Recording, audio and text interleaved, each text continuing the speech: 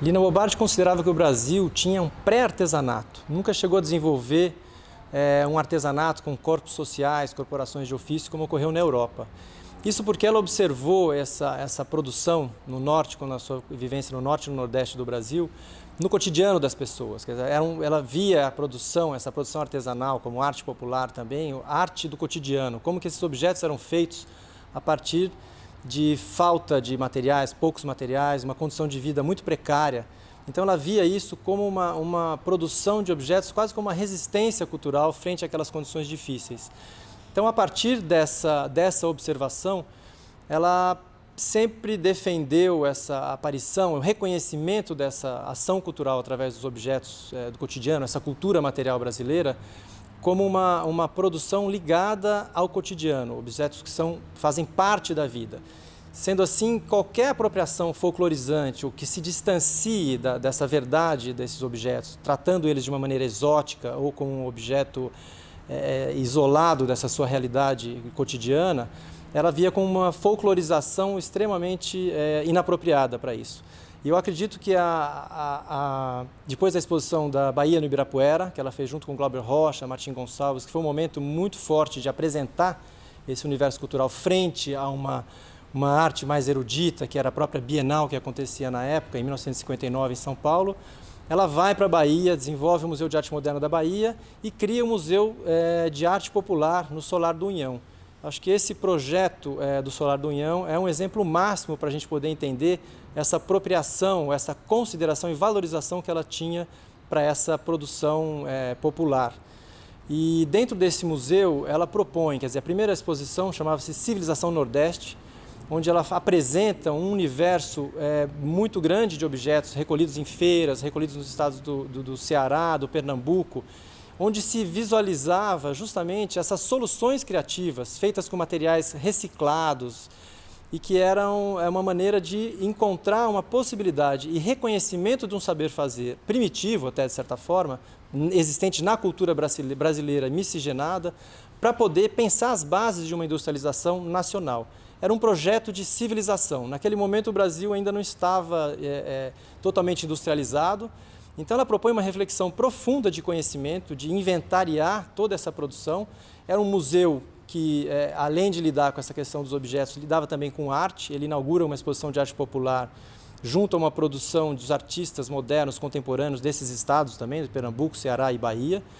E a proposta era que existisse, então, além das exposições no museu, um centro de pesquisa dos objetos, quer dizer, separado inclusive por materiais. Era um museu e uma proposta de escola de design, de fato. Isso foi feito em 1963, não foi levado adiante, mas era uma das propostas mais contundentes em busca de desenvolver uma indústria que estivesse baseada e vinculada à realidade cultural brasileira, contra um modelo de industrialização que nós vimos vingar no país depois, que é a industrialização de modelos importados de consumo. Quer dizer, foi uma reflexão extremamente importante e válida até hoje a ser considerada.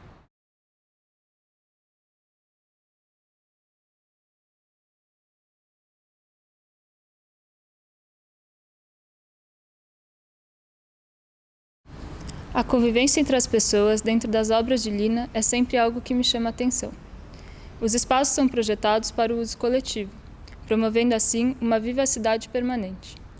No Sesc Pompeia, Lina projeta uma rua central que é a continuação da cidade, trazendo para o Sesc a dimensão de espaço público, que é acessível a todos. Os espaços são amplos, as mesas são generosas e coletivas, é um espaço que promove uma convivência constante entre os usuários, enquanto comem lado a lado, enquanto participam de oficinas ou praticam esportes. Isso porque Lina percebeu seu uso antes de projetá-lo.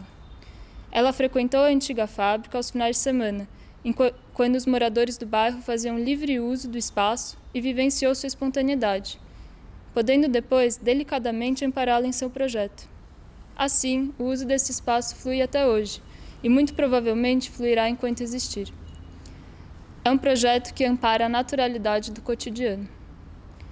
Nas atividades propostas são levadas em consideração os idosos e as crianças, incluindo-os nesse universo coletivo, do qual são constantemente excluídos na vida urbana, trazendo uma beleza única, de conforto dentro da cidade.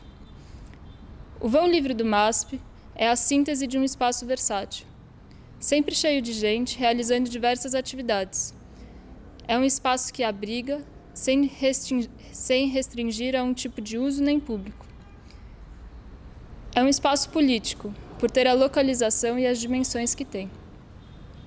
Ponto de concentração das mais diversas manifestações políticas.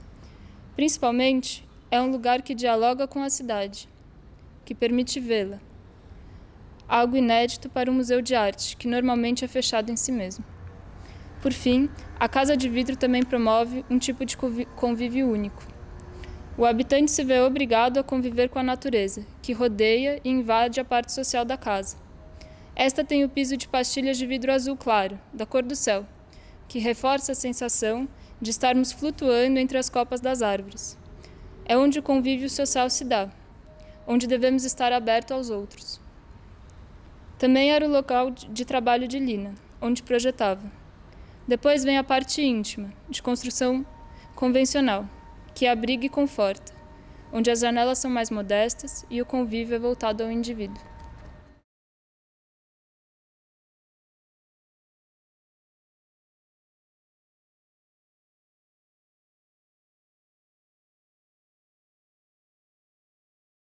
Lina usava a palavra-chave, o termo-chave, esse lugar comum, no melhor sentido, cultura popular. Ela usava isso em algumas escolhas que ela fazia em seu projeto, mas a Lina, como sabemos, também se manifestava de outras maneiras que não apenas pelo desenho que vai resultar numa construção, num edifício efetivamente construído. Até porque ela construiu bastante pouco, a gente sabe disso. Casa de Vidro, são poucos edifícios efetivamente, mas sua abrangência vai muito além disso. E a Lina se preocupava com cultura popular.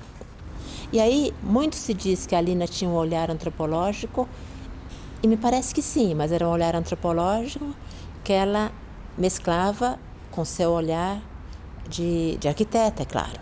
Ou seja, era uma arquiteta se aproximando antropologicamente dos universos nos quais ela viria a intervir. Sesc Pompeia tem uma história anterior, ia ser um outro projeto, ia ser um outro arquiteto. E quando a Lina foi convidada e foi visitar o local onde seria feito, a recuperação da antiga fábrica e o projeto do novo edifício, ela conta que tinha crianças brincando, tinha mãe com filho, tinha pessoas comendo pipoca ou comida de rua, e que ela percebeu, ou melhor, ela se deu conta de que ali já era um centro cultural. Mas por que ela pôde perceber que ali já era um centro cultural? Porque a noção de cultura dela não estava impondo uma cultura erudita sobre a cultura que ela encontrou naquele lugar, naquele espaço magnífico que era um antigo bairro operário, um antigo bairro de trabalhadores. Hoje a Pompeia não é mais isso, mas é bom que ela reteve então, de certa maneira, essa alma popular da Pompeia daquele momento. Mas a noção de cultura popular da Lina, ela foi sendo apresentada em vários projetos, em vários escritos, desde o momento em que ela chegou no Brasil, ou talvez até antes.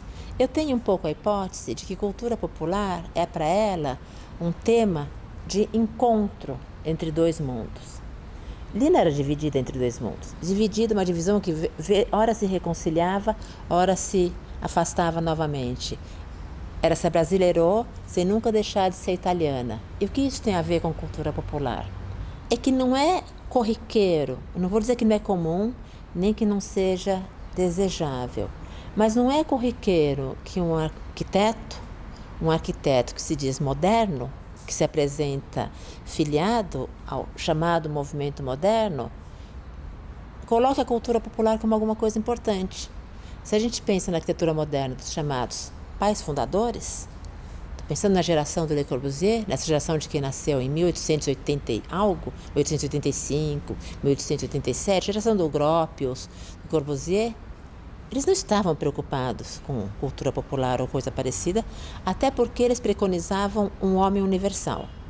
Então, isso já é um motivo para a gente considerar que parte de uma originalidade muito interessante da Lina está nesse olhar que ela pode ter para isso que não faz parte da sua formação de arquiteta. Bom, mas se não faz parte da sua formação de arquiteta, então de onde Lina tirou essa preocupação? Parece-me que ela tirou de duas vivências importantes para ela. O aprendizado do desenho com seu pai, Enrico Bo. Enrico Bo era o que a gente chama de um pintor de domingo, um pintor amador. Mas se a gente olha os quadros e os desenhos do pai de Lina Bo, o que ele pintava eram as cenas populares de rua. Tem as mulheres vendendo frutas numa praça de Roma, ou seja, eles tinham um olhar para uma certa vida popular que acontecia ali. Então, certamente, um certo olhar para uma vida popular italiana, romana, já começou na mais tenra infância e juventude a se fazer presente, digamos assim, na educação sentimental da jovem Lina Bo. Mas eu acho que tem um outro ponto que é mais interessante. Isso não tem nada a ver com arquitetura, mas tem a ver com política e tem a ver com campo intelectual. Eu defendo que Lina foi uma leitora de Gramsci. Gramsci prestava muita atenção na cultura popular. Gramsci achava que tinha uma potência nessa cultura popular, tinha um senso comum nessa cultura popular que poderia ser um bom senso. Mas, de qualquer maneira, o senso comum parece aquilo que está impregnado, né, na vida e no cotidiano das pessoas. E o bom senso é quando isso leva a uma reflexão boa, interessante. O programa era a mesma coisa. O senso comum, dizia ele, pode ser bom senso. E o senso comum tem a ver com levar as pessoas a sério. O que eu quero dizer com isso? Preciso ser mais clara.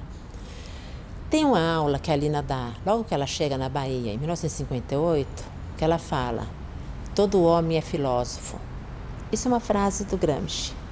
Há médicos e nem todo homem pode ser médico.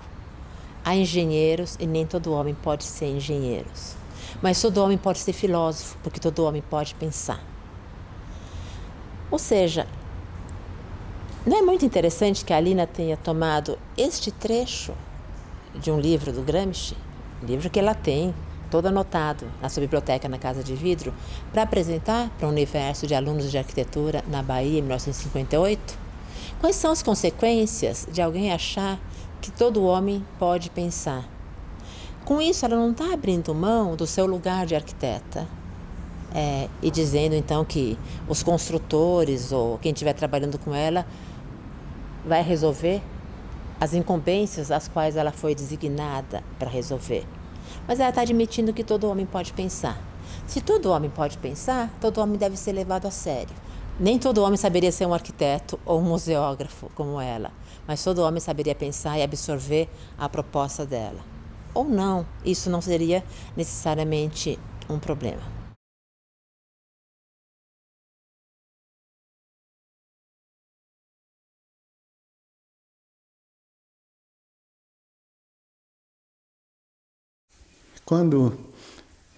Depois de uns tempos que ela vinha aqui no Cerrado, ela encontrou aqui o Brasil que ela procurou a vida inteira, que ela sonhou através de livros do Pio Correia, Dicionário das Plantas Brasileiras, da Botânica Brasileira. Ela não tinha tido a oportunidade de conhecer o interior do Brasil. Quando ela chegou aqui, ela viu todas as plantas, todas as árvores que ela conhecia botanicamente de perto. Ela tinha uma emoção e ela conhecia tudo. Isso aqui é um solano mamoso, isso aqui é uma aristolóquia. Ela sabia os nomes populares e a classificação botânica de todas as plantas aqui do Cerrado. Ela amou o Cerrado até o último momento. Fomos amigos durante 20 anos. O último telefonema, eu sempre ia à casa dela, e nos víamos sempre. O último telefonema, eu disse: a senhora não quer vir cá? Eu vou providenciar. Eu sabia que ela estava numa cadeira de rodas. Eu vou providenciar a maneira de recebê-la. Venha. Ela falou: não mais. Mas eu quero te dizer uma coisa definitiva. Os meus momentos mais felizes em toda a minha vida foram quando eu era criança, nos Abruzzi, com meu avô, nos Montes Abruzzi, com meu avô, quando eu era pequena. E depois, aí, no Cerrado, na sua casa, quando seus pais eram vivos. Foram os meus momentos mais felizes em toda a minha vida.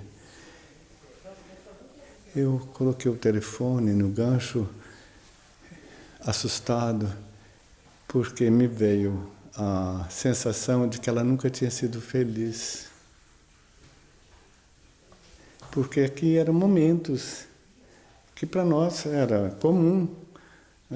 As crianças pequenas, os meus sobrinhos, a família toda, ela rodeada de pessoas, e ficávamos andando aí pelo cerrado, catando frutos, e aconteciam coisas fabulosas, assim, que você não explica, só mesmo através da sincronicidade de um outro tempo. Um dia ela estava me contando, aqui perto, sobre o professor tinha comprado um carregamento do Egito, de uma princesa do Egito antigo, e eles estavam abrindo o espólio dessa compra. E tinha umas caixinhas com escaravelhos dentro. E ela resolveu abrir uma delas com estilete e saiu voando vivo. Depois de 2.500 anos, saiu voando um escaravelho. No momento que ela me contou isso, veio da mata, ali, um escaravelho desse tamanho e sentou no ombro dela. Ela deu um grito, era um escaravelho grande, verde,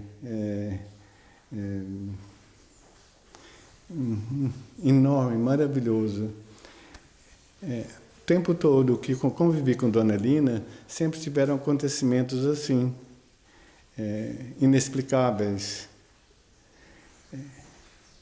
Quando eu trabalhei com ela no SESC Pompeia, eram 30 homens, e a minha função era só dizer, ficar secundando Dona Lina, apoiando ela, que ela ficava desesperada, como mulher sozinha, de dizer, isso é assim, assim, assim, não é, Edmar, e batia na mesa e falava, Dona Lina. A minha função sempre, junto com ela, foi apoiá-la como uma mulher sozinha, sem apoio, sem ajuda de quase ninguém. Posteriormente, ela teve os discípulos, que foi Marcelo Ferraz, André Weiner, Suzuki, depois. Mas sempre foi uma mulher muito sozinha, desde o tempo da guerra, quando ela redigia as revistas. Ela morava fora de Milão, na casa de um professor, e eu trabalhava até as 3 da manhã, voltava. Quando ela morou em Salvador, ela também trabalhava até as 3 horas da manhã, voltava para o Hotel da Bahia sozinha. Sempre foi muito solitária, como mulher, como pessoa. Era uma solidão tão grande a dela, que quase ninguém se aproximava de dar um abraço, pegar na mão. Ela sempre afastou as pessoas ao redor dela. Ela era intocável. Ela não gostava de ser tocada. O verdadeiro nome dela era Aquilina, de Aquiles. Eu acho que ela se identificava com Aquiles. O belo Aquiles e o intocável Aquiles. Aquilina.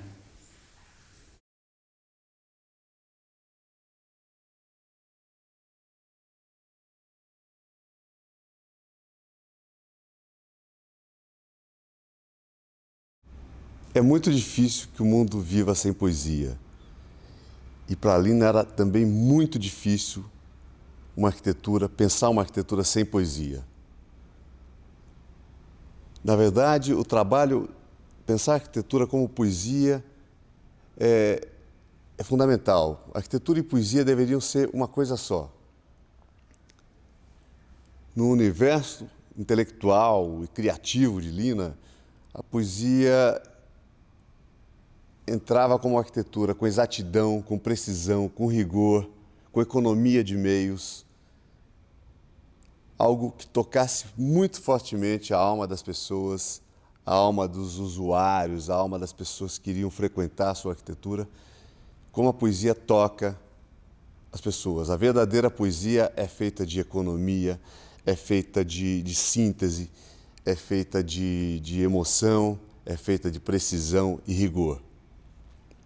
Então, eu acho que, nesse sentido, Lina procurou a vida toda fazer sua arquitetura como se faz poesia. Poderia pensar na liberdade. O que é a poesia, senão a busca maior da liberdade? Não é? Lina falou muito de liberdade. Quando falava do vão livre do MASP, falava em liberdade. A ideia de liberdade, a ideia de uma grande varanda, uma varanda na escala metropolitana. O que é o vão livre do MASP, senão uma varanda para São Paulo? Não é? Um abrigo para o sol, para a chuva, para os habitantes da cidade. Então ela dizia que esse abrigo é liberdade também. Então pensar o abrigo não como algo que feche, que aprisione, mas como algo que liberte, o que pode parecer um paradoxo, é muito interessante ao olhar para a obra de Lina. Quando nós vemos aqui no Sesc Pompeia, entramos por essa rua, é como se a cidade penetrasse nessa cidadela, nesse espécie de labirinto de edifícios antigos de uma antiga fábrica. Mas a cidade entra pela fábrica da Pompeia, pelo Sesc Pompeia, com o seu lado bom. O automóvel fica na rua, não é? Aqui as crianças podem entrar, os adultos podem entrar, circular livremente, observarem uns aos outros, o que é muito importante. Não é? Numa cidade, as pessoas gostam de ver as outras pessoas, gostam de participar, gostam de se cumprimentar, de observar. E isso tudo acontece aqui no Sesc. Aqui, o Sesc Pompeia é uma espécie de concentração do que deveria ser uma cidade contemporânea muito confortável, uma cidade feita para as pessoas, para os homens, não é? E não as cidades que nós temos, principalmente no Brasil, mas em toda a América Latina, África, que são amontoados de pessoas, amontoados de carros, amontoados de casas mal construídas. Então, o Sesc, eu acho que, para além da sua importância como obra que atende a um público assim assado, ele é um exemplo de um sonho, de uma utopia do que deveria ser a cidade. A cidade ideal para a Lina é um pouco o que ela fez aqui no Sesc Pompeia. Essa é a cidade ideal. É a cidade do respeito, não é? A cidade da tolerância, as pessoas se suportam, se toleram, convivem com suas diferenças. Quando eu digo grandes, são os trabalhos de impacto público, de muita imersão na vida da cidade, da comunidade, que é o Sesc Pompeia, o Solar do União e o MASP. São 3 grandes obras. Nós podemos dizer que essas 3 obras de Lina são 3 espécies de oásis nas cidades. Oásis em Salvador e o MASP e o Sesc, 2 oásis em São Paulo. São refúgios das pessoas em busca de comodidade, de conforto, de lugares que sejam lugares profundamente carregados da alma humana, carregada de pessoas, né? E aqui no Sesc, especificamente, também no MASP, a gente pode observar no vão livre, as pessoas que sentam para namorar, para conversar. Tem uma coisa muito interessante que a Lina captou muito bem. Ela disse que na cidade contemporânea você tem demandas constantes de todos os lados que você tem que atender, e você perde muitas vezes o seu momento do indivíduo, o momento necessário para todo indivíduo, do seu silêncio, da sua observação, da sua calma, da sua solidão. Essa era a palavra que a Lina usava, da sua solidão. Então, a solidão é muito importante. E a Lina dizia que no Ocidente nós não temos esse momento da solidão no meio das pessoas, no meio da comunidade, no meio da cidade. No Oriente acontece muito disso, porque são orientais, pensam de uma maneira diferente, veem o mundo de um modo diferente. Então, estes espaços que a Lina criou são espaços onde você pode exercer a solidão no meio das pessoas. Vocês vão ver aqui no Sesc Pompeia vários espaços em que as pessoas estão no seu momento, sentadas na sua cadeira, na sua poltrona, observando a outra, mas estão completamente imbuídas do seu sentimento solitário. Isso é muito bonito.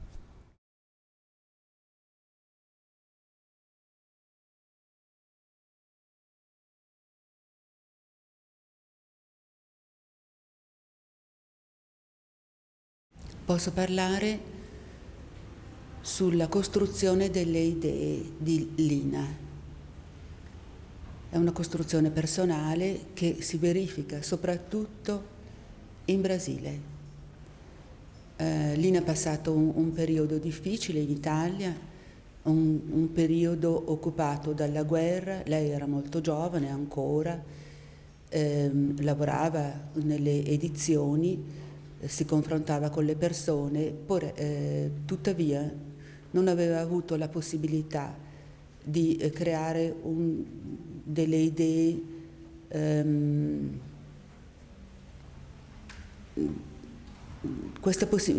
delle idee fondamentali, diciamo. Questa possibilità di creare delle idee fondamentali che l'accompagneranno tutta la vita, lei ce l'ha venendo in Brasile. Quando arriva in Brasile, la distanza le permette di girarsi indietro, di vedere quello che è successo in Italia, di vedere se stessa in Italia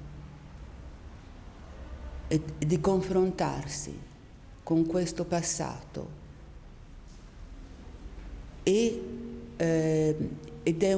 decide di essere molto critica. Lei critica questo passato, soprattutto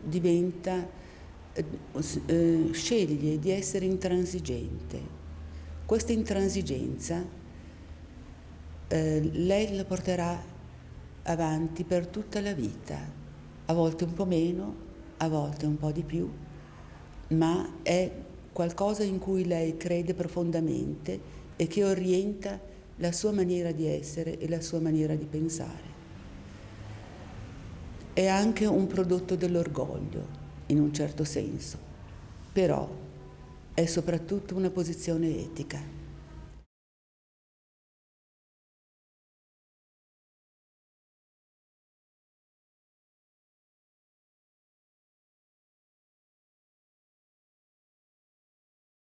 A Lina Bobardi ocupa um lugar interessante e único no panorama da arquitetura brasileira, em vários sentidos, mas sobretudo, se nós observamos os desenhos da Lina, que são muito particulares, né? Diferentemente dos desenhos de outros arquitetos, como por exemplo Oscar Niemeyer ou Vila Nova Artigas ou Paulo Mendes da Rocha, que fazem desenhos sintéticos em que, sobretudo, o que está em questão é a volumetria em relação à estrutura, ao partido estrutural.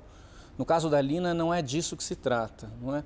O que a gente vê nos desenhos que ela faz, normalmente coloridos, desenhos que muitas vezes se assemelham a representações infantis, ainda que sejam muito bem feitos, é um imaginário que povoa esses desenhos, que está ligado ao universo da vida, ao universo cotidiano. Então, o que a gente percebe é que quando a Lina projeta, ela está querendo imaginar as formas de uso, há um valor de uso inerente a esses edifícios. Portanto, é uma arquitetura da vida, muito mais do que uma arquitetura da forma, não é? E aí é muito interessante perceber esses personagens que povoam esses desenhos. Por exemplo, carrinhos de pipoqueiro ou de sorveteiro, um circo que se monta de forma temporária embaixo do vão livre do MASP, que ela já planejava antes mesmo do museu ser construído, ou cobras enrodilhadas em árvores. Quer dizer, são de fato pequenos apontamentos sobre usos desse espaço que nos mostram que a Lina, quando pensa arquitetura, ela lida com a questão do jogo no sentido um pouco do Homo Ludens, de Johann Huizinga, também em diálogo com algo semelhante ao que os situacionistas pensaram, um jogo entre agentes, não é? Quer dizer, que a arquitetura ela não é uma forma reificada de um objeto. Ela é um dispositivo programático que serve para instaurar uma forma de vida. Isso é fundamental. Quer dizer, todo o sucesso do Sesc Pompeia, por exemplo, ele está baseado na reinvenção do programa. São programas novos e que se provam muito bem sucedidos até hoje. Você vai ao Sesc Pompeia em qualquer dia da semana, ele é cheio de gente, mas é gente comum, não é? É uma vida cotidiana que habita aquele lugar pela pura potência criativa e imaginativa que está ali desde o projeto, mas um projeto que não quer controlar todas as instâncias da vida. Ele como que desencadeia um movimento e depois deixa isso livre um pouco pela sorte dos acontecimentos.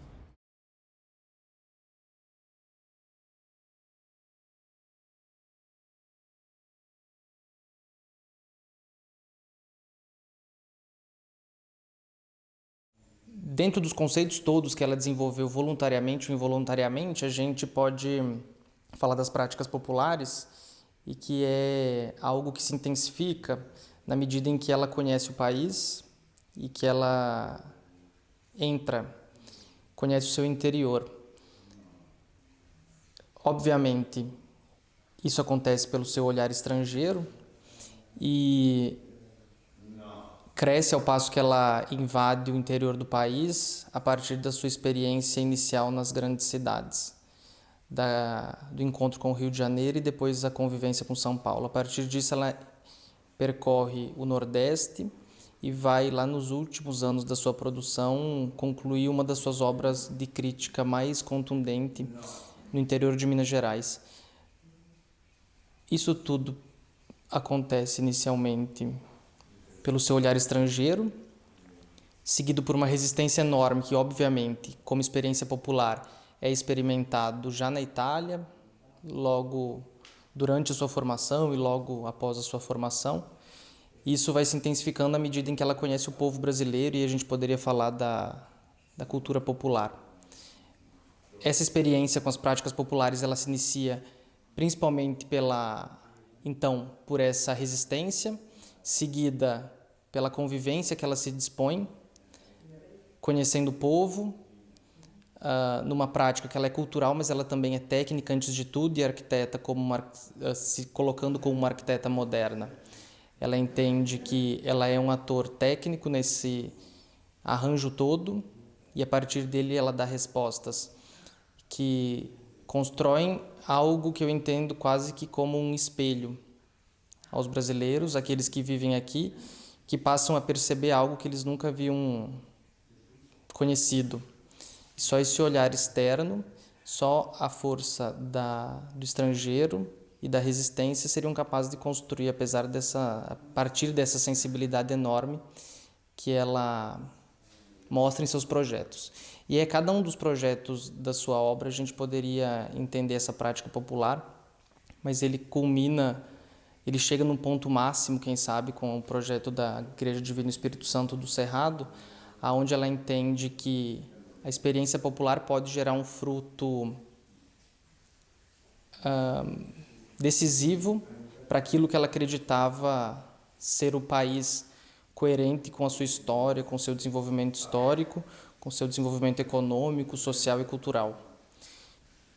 E o que ela nos oferece é, como continuidade disso, o projeto do Sesc Pompeia, mas todos eles profundamente conectados uns aos outros, mesmo que materialmente, funcionalmente distantes, todos eles passam por essa experiência que ela é, por uma experiência de desenvolvimento de país, de desenvolvimento da sua cultura popular, da sua condição de subdesenvolvimento, que ela não foi alterada com os regimes políticos que estavam em trânsito dentro do país. E a resposta que ela vem dar é uma resposta baseada na ação do povo mesmo, e que poderia ser continuada pelo próprio povo, em que o arquiteto ele passou, interpretou propôs uma resposta, mas nada que não pudesse ser continuado em termos de convivência, de convívio popular, de construção coletiva e que não estivesse na mão do povo.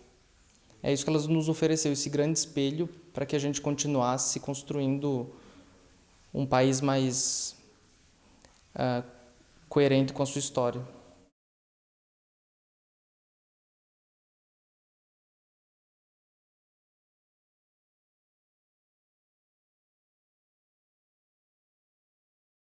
Quando Lina Bobardi descobriu o Nordeste do Brasil, ela descobriu uma realidade que ela inédita para ela.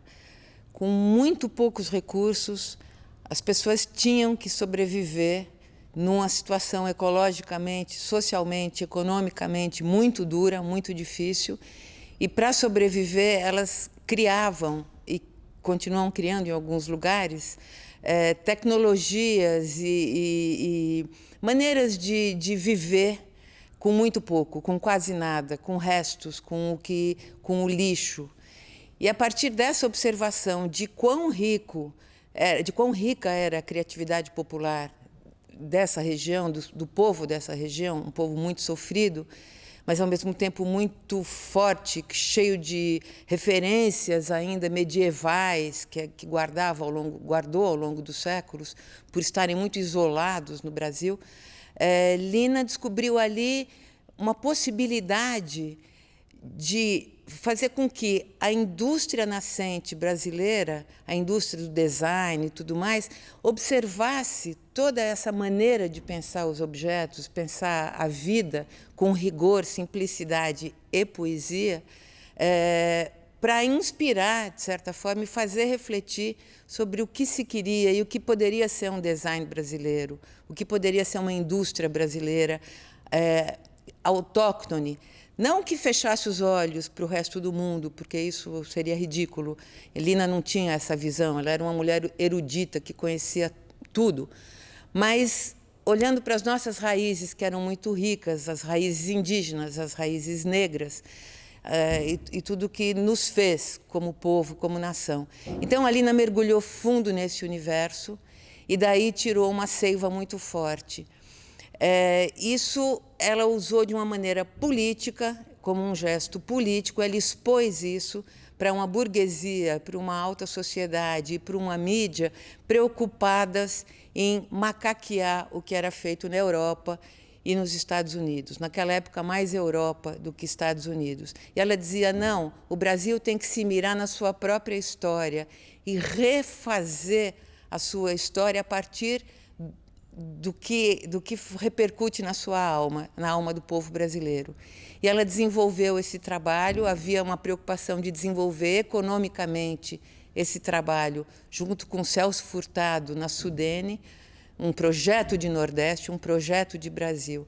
Tudo isso foi decepado com o golpe de Estado, o golpe militar de 1964, que acabou com todos esses movimentos, não só com esse, mas com uma série de movimentos que estavam pululando em busca de um Brasil novo, de um Brasil diferente, de um projeto de país socialista, igualitário e voltado para si.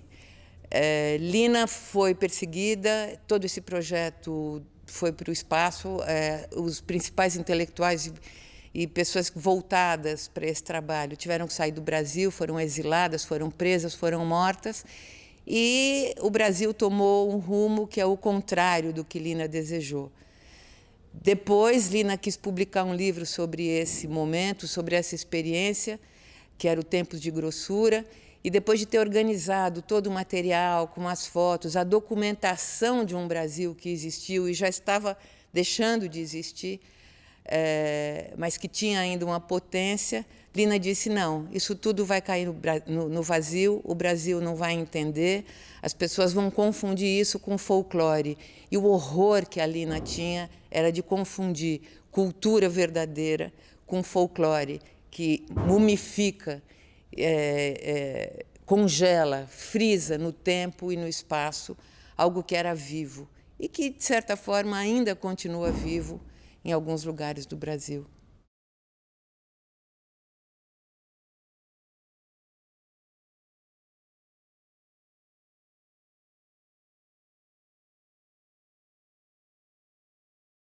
A palavra cotidiano tem dois significados para a arquiteta Lina Bobardi, na minha opinião. O primeiro deles diz respeito ao modo de fazer arquitetura para a Lina. A Lina era uma arquiteta que trabalhava o projeto e a construção de uma maneira muito integrada. Então, ela montava os escritórios de projeto, as pranchetas de desenho, no canteiro de obras. Isso fazia com que ela ficasse próxima ao dia a dia do fazer da construção. E esse cotidiano propiciava uma aproximação criativa muito fértil, porque dos problemas da obra, das questões do canteiro, dos sistemas construtivos, dos problemas de como fazer, ela tirava muitos insights criativos e podia então desenvolver um desenho muito especial. Por outro lado, a Lina tinha um entendimento muito peculiar sobre o uso dos espaços. Os lugares da vida, eles eram pensados justamente no seu dia a dia, no seu cotidiano. Quer dizer, é da nossa vida de todo momento que é possível perceber como a vida das pessoas acontece nos lugares.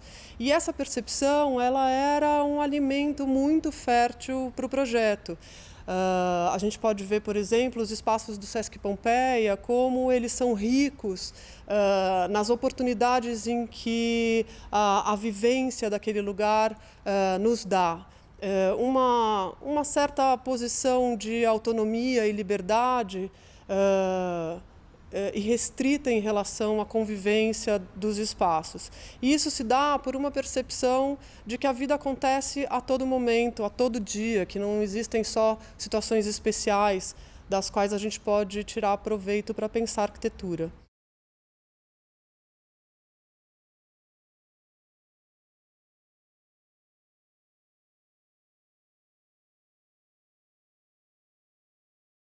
Falar da ideia de arquitetura cênica em Lina Bobardi, temos forçosamente de falar da ideia de escala, dessa noção de uma escala que não passa de uma para a outra, mas que são de escalas sucessivas que são atravessadas de uma forma horizontal. E a cenografia, a arquitetura cênica na Lina traz a ideia também de magnetismo, de um ímã que força os corpos a rasgarem-se e a interagirem com uma determinada espacialidade, que é completamente contingente, mas que traz consigo uma ideia de potência do corpo, de potencializar o corpo, do que é isso e o que é que isso traz nos diversos materiais que são apresentados. Eu falo das arquiteturas cênicas desde do tempo do teatro do Castro Alves até mais recentemente ao tempo do teatro oficina, nessa espécie de manobra sucessiva de diferentes escalas que interagem, que é isso, que é uma cenografia, que é uma arquitetura que é presente, que é realidade, e que passa disso, desde o pequeno objeto até à forma urbana, nessa espécie de emaranhado de diálogos em que tudo contracena com tudo, nessa relação constante de interação de corpos e de corpos que agem, de corpos que estão presentes, sem essa diferenciação entre público e ator, público atuador, ou público e ilusão. É algo sem ilusão, em que a ilusão está presente na potência cênica que o corpo traz num espaço que é pensado nesse sentido dessa liberdade, de uma liberdade que atravessa o corpo e as ações.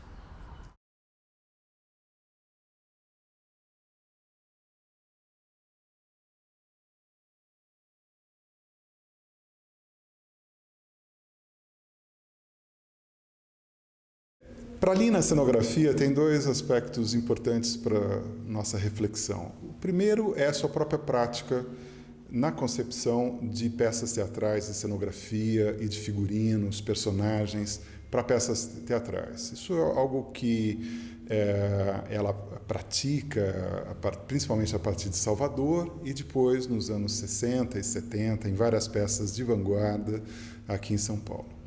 Mas há outro aspecto importante para nós destacarmos, que é como que Lina utiliza as suas técnicas de concepção cenográfica no seu projeto de arquitetura, para definir situações de projeto que são bastante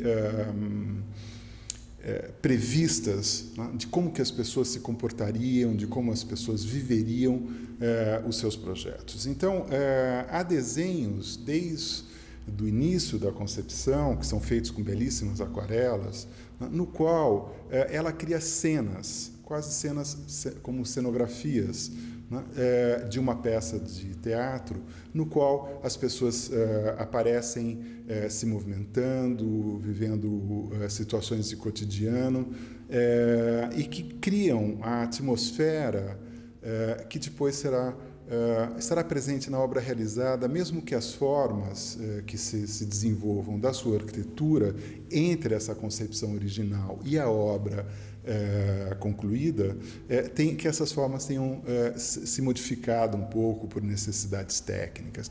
Portanto, eu acho importante entender que, para a Lina, o programa de uso da arquitetura ele passa pela mediação de um raciocínio de projeto, de uma forma de pensar o projeto, que é essencialmente cenográfica. Eu creio que esse aspecto torna a sua experiência de projeto e seus projetos bastante singulares no contexto da arquitetura moderna, de outros arquitetos modernos da sua geração.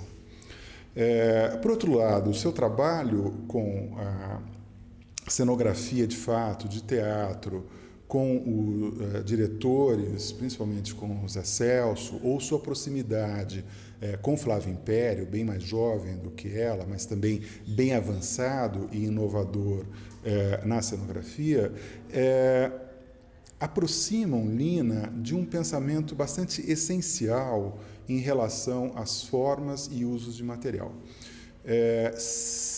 É uma cenografia com pouca coisa, com o mínimo possível. Ela é uma cenografia despojada e uma cenografia com economia de meios. Penso que essa experiência também dessa cenografia econômica passa para a sua obra arquitetônica, que é bastante sintética, principalmente a sua obra a partir dos anos 70.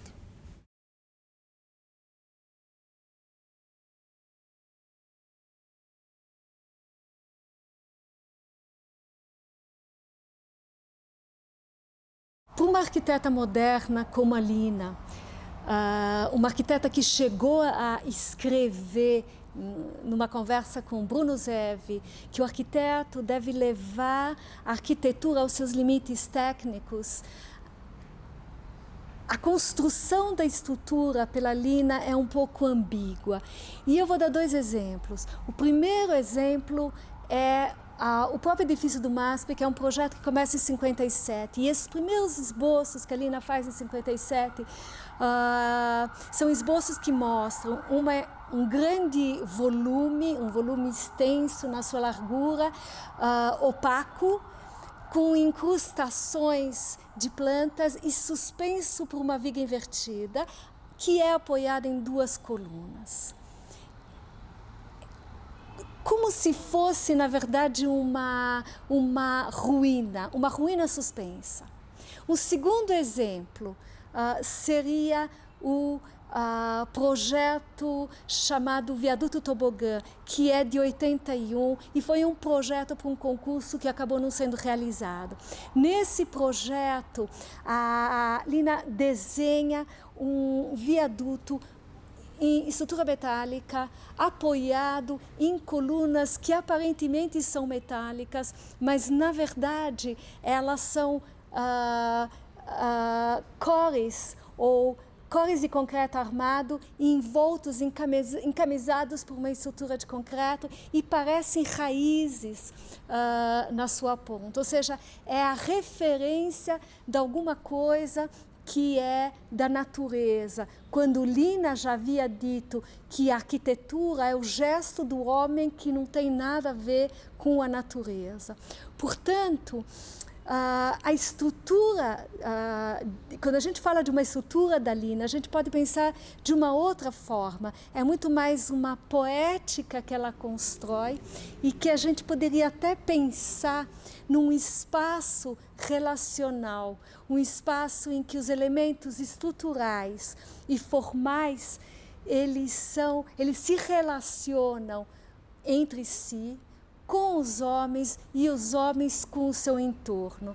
E se a gente pensa, a ideia, essa formulação já havia sido elaborada por um amigo de Lina, Aldo van Eyck, que propõe um espaço in between, que parece que Lina incorpora. E no fundo, o que ela está falando é de um espaço, ou ela está elaborando, é um espaço humanizado, um espaço dos diálogos, que é o espaço dos encontros, que é o espaço de quem? É o espaço do Martin Buber.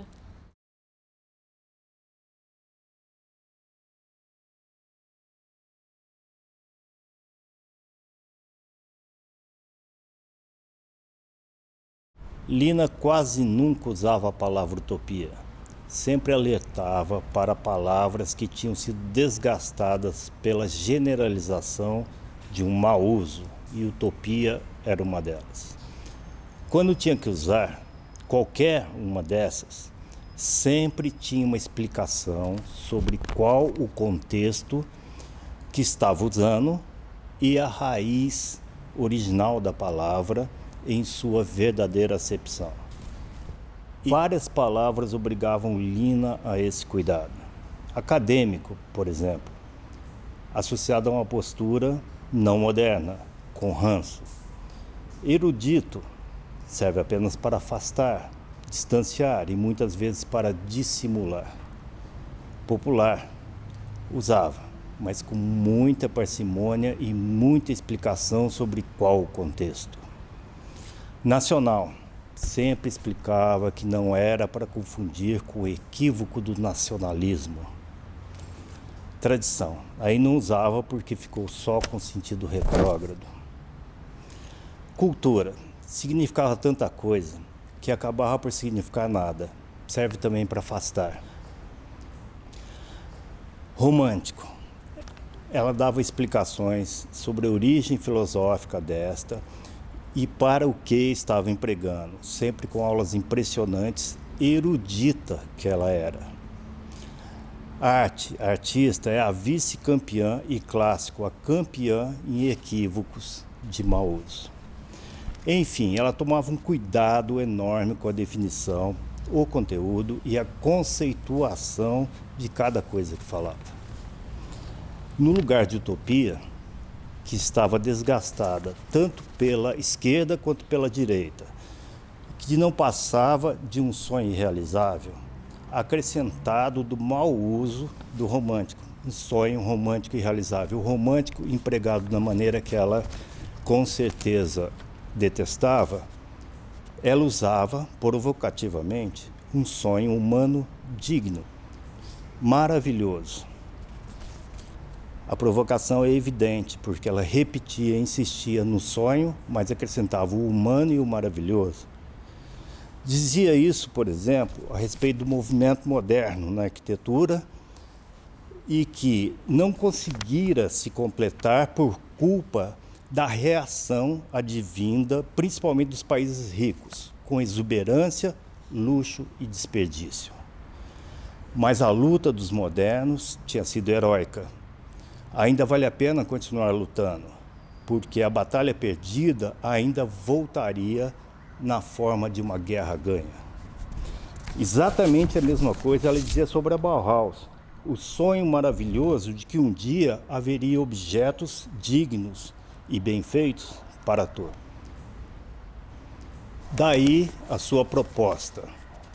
Se juntar o despojamento espartano dos modernos, com um bom design, Bauhaus, com o jeito possível do Brasil, teríamos um país sui generis. O país na América que não é do Ocidente, mas também não é do Oriente. É África mais índios, e a cultura ocidental é que se adapte. Sua luta para que pudesse existir uma sociedade civil brasileira, simples e despojada, com menos objetos de posse individual, com menos desperdícios, menos luxos desnecessários, foi muito real. Ela levou isso adiante, lutou por um bom design, com origem na inteligência embutida nos objetos utilitários da cultura popular e seu eficiente saber fazer, savoir-faire, diante de parcos recursos. Esta batalha perdida, o sonho maravilhoso de que o Brasil pudesse desenvolver uma proposta própria, ainda vale a pena. Hoje, há no mundo todo, e cada vez mais, campanha para o cuidado com o planeta, a diminuição do desperdício, da quantidade de lixo, da quantidade de coisas que precisamos ter para realmente viver bem e não simplesmente para ser proprietário delas. E cada vez mais os jovens estão se apropriando deste comportamento. Por exemplo, o desinteresse deles pelos automóveis é uma lição para a indústria automobilística. Assim, dá para entender quando, como e por que Lina empregaria, sim, utopia.